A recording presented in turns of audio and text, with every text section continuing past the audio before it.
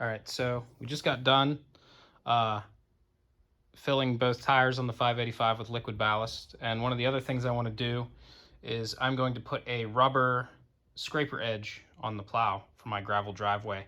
So John Deere actually sells a kit for these. They call it like a 54-inch, rubber squeegee. While I was kind of doing some research on that, I came across this, which this is a 1-inch thick piece of used conveyor belt. You can see it has like reinforcing in it. I mean, it's used. So there's like one kind of rough side and one pretty nice side. But the John Deere kit is, I think, 95 bucks just for the rubber scraper edge. This was like 85 from the company I bought it from. And the guy actually also included mounting hardware, which the John Deere kit does not come with because you need longer bolts and stuff. So the John Deere one is only, I think, 3/4 of an inch thick, and I don't think it has like this, like this rubber reinforcement. So I went with this one. It seems pretty good. It seems pretty solid. This was 85 bucks shipped to my door. It's still a little crooked from being rolled up when it was shipped, but I've never used one of these before. But the idea here is if you have a gravel driveway, which I do, usually when you push snow in a gravel driveway, you end up tearing up the driveway. You push snow into the yard, and if you're going to push the snow piles far enough into the yard that you have room for snow all season, you end up tearing up your grass. The thought behind this, I guess, is that it lets you, dig down into the driveway without scraping up the gravel as bad, and then it'll let you push snow into your grass, like into your yard, to make more room without hopefully tearing up the grass as bad. I've never used one of these. But, I used to push snow at my old house, and it was the same thing. It was a gravel drive. I used to push snow with a Cub Cadet, and it definitely did tear up my grass and my driveway. So my hope is that this will last a little, it'll do a little bit better job. And it seems, this thing's heavy. It's pretty solid. I'm hoping it's going to do well. So we also have, like I said, he actually included, the guy who sells this, he included longer mounting bolts and new, I think these are Nylock nuts. So that's cool because I was expecting to have to go to the hardware store and pick up hardware myself. But he includes everything for 85 bucks. The John Deere one, I think, is thinner. It's not reinforced, and it's $95 without any hardware. So we're going to try and bust all the bolts loose for the cutting edge on the plow.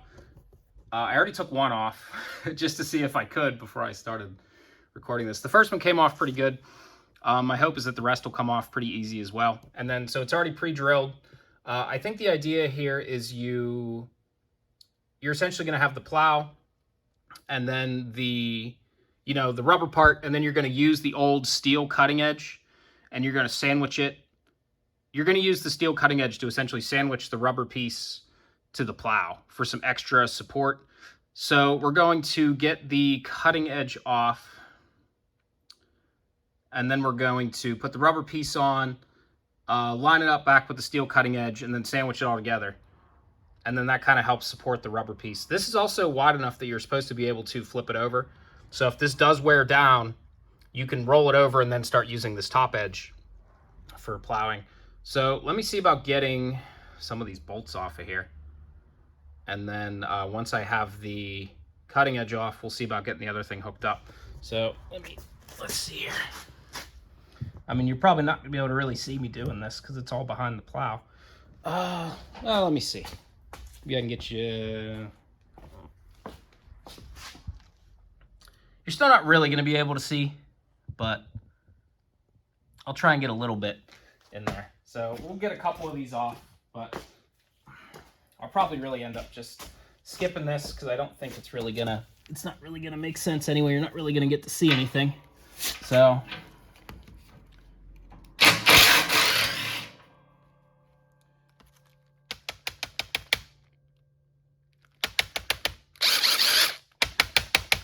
And the same thing happened when I did the first one. All the bolts are obviously pretty rusty, the nuts and they all get stuck in my socket. So,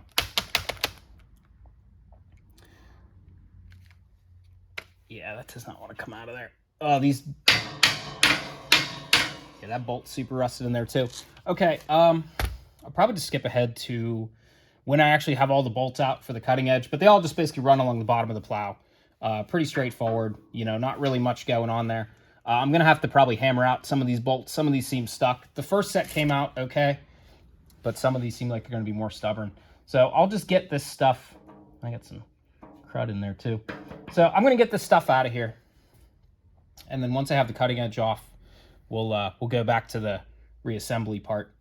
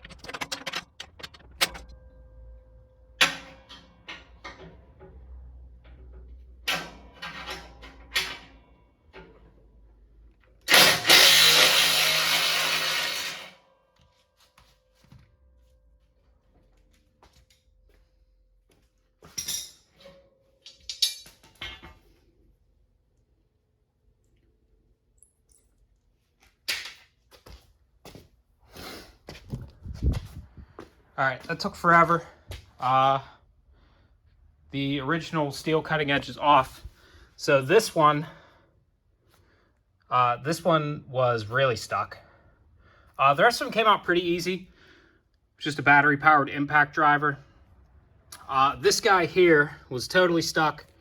I tried to hit it with my impact wrench, and then it just started to spin the thing. It actually it kind of ovaled out the hole for the carriage bolt. So I got a decent grip on it with some channel locks, and then I did manage to get that out. So we have this off. What we're going to do is we're going to line this up with the cutting edge, essentially, you know, something like that, so the bolt holes line up. And then we're going to start feeding the new bolts into there, get them tightened down, and then we're done. I also took off the skid shoes for now because they were kind of in the way. But let's see here. So I'll see if I can kind of get this lined up so you guys can see what's happening here. So we're going to take, you know, our new longer hardware. Let's just start getting these lined up first.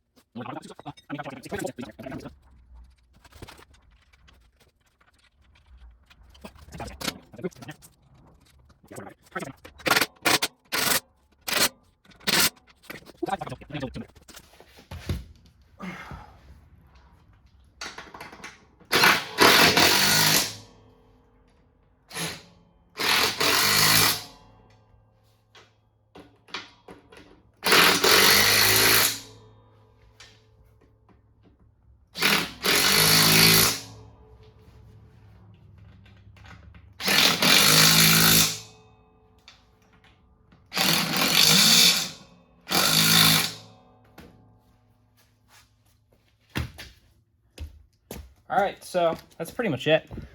Putting that on was way easier than getting the old one off. So you have a little bit of overhang on each side, and you have a good, like, there's a pretty good gap between, you know, where the blade itself ends and where the squeegee, the rubber part, begins. So my hope is too, it's going to kind of prevent the plow from getting worn. You know, you kind of have this taking all the damage. And like I said, this thing is solid, especially when it's actually mounted. Like, it's a little floppy when you get it, but once it's on here, sandwiched between the original steel edge and the blade, I mean, this thing is pretty solid. So, I mean, that's pretty much it. So this thing is ready to go. I still have to put the weights and the chains on, but we are ready to go for plowing for the most part. So I don't know, I thought this thing was interesting. I thought I'd shoot a quick video about it, of me putting it on. I'll probably cut out a lot of this, just because it took like 15 minutes to get all the blades and stuff, or to get all the bolts. But yeah, I don't know. I thought this was kind of cool. You know, I don't really know how it's going to go yet.